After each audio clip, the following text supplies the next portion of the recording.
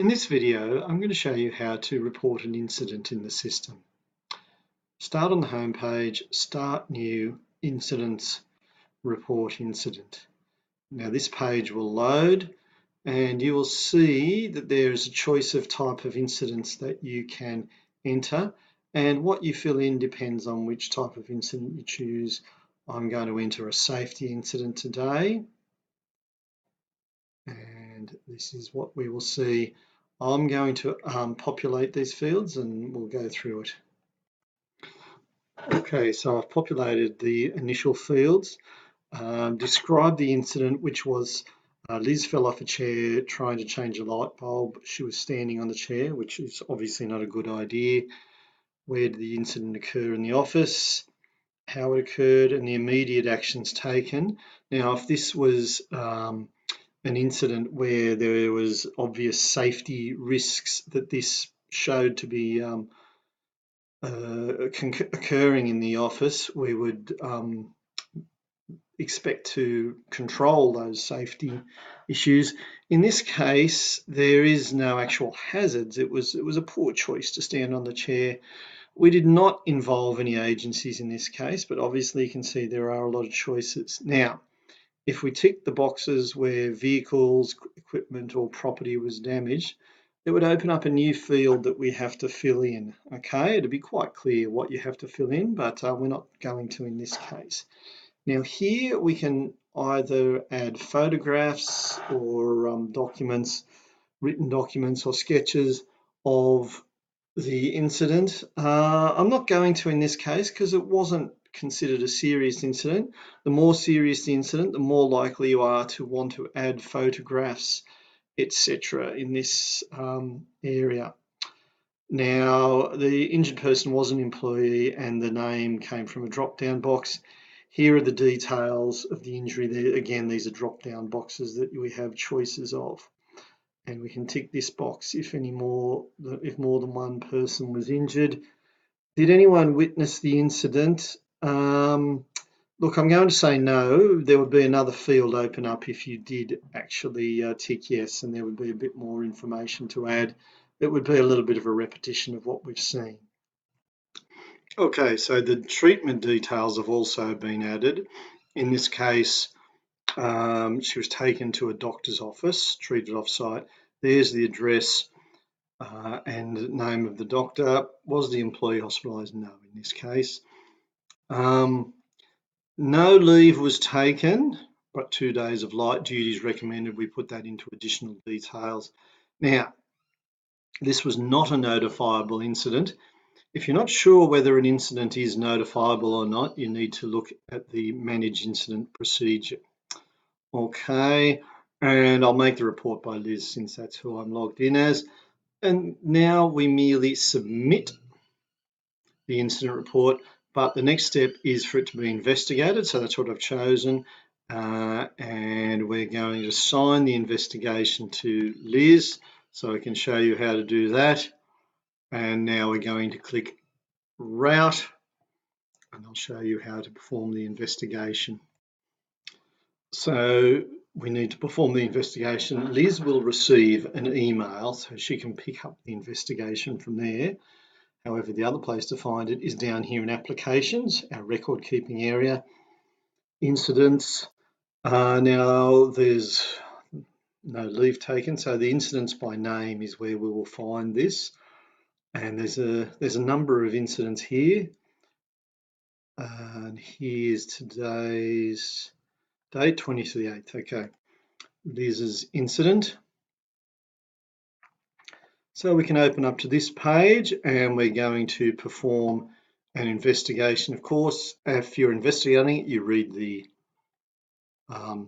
report, then go to the investigation page. And obviously we click edit if we want to write anything on the investigation page. Investigation team required, no. Let's say the incident is confidential in this case. Now, what are the immediate and secondary causes of the incident? There's a drop-down list choice here, and let's see what choices we've got. I would suggest personal body position, posture, improper use of equipment. I would suggest improper use of equipment. And the secondary cause, well, is there a secondary cause in this case? By this stage, we've spoken to the employee or the person injured, and yes, we have got an idea of why that happened. I'm going to suggest that perhaps horseplay was part of the cause of the incident. Additional details, and in this case, I'm going to say that we gave a toolbox talk regarding safety in the office as a result of this incident. Now, I could choose to attach a record of the toolbox talk here, so a scan of the toolbox talk form, or I could create an issue. Now, hopefully you've looked at the video to explain how to create an issue and how to follow that through. If not, I suggest you do so, but I won't create an issue in this case. We're going to submit this. There's another step because the incidents should be followed right through, and that's verification of the incident, or in this case, I suppose the outcomes of the incident, and I'll assign that to Liz because I'll show you how to do that as well. So we click route, and then I'll show you how to verify the records. So again, as Liz was asked to verify the incident, she will have received an email, but we could also find it down here in records, applications, incidents, and remember by name. And there's today's date, Liz Cole. Righto, so we open it by clicking that blue box. Now we're going to verify the incident. What does verify mean? We want to decide whether the actions taken were appropriate and sufficient. So we click the verification tab after we've read all the incident details in the report. And we need to click edit it because we need to write something in here. So it's already been assigned to Liz because she was asked to verify it. Verification date, well, let's just grab today's date. Have the actions taken effectively addressed the root cause of the incident? I'm going to say yes, and we're not going to add any other actions. This asks us to explain why it has addressed the root cause. The root cause was a failure to follow safety rules, and a toolbox talk reminder was sufficient. I think that's fair enough. Okay, let's submit that. And our next task is simply to close that issue, or incident, I should say. Let's route that, and we'll have a look at where the record is kept.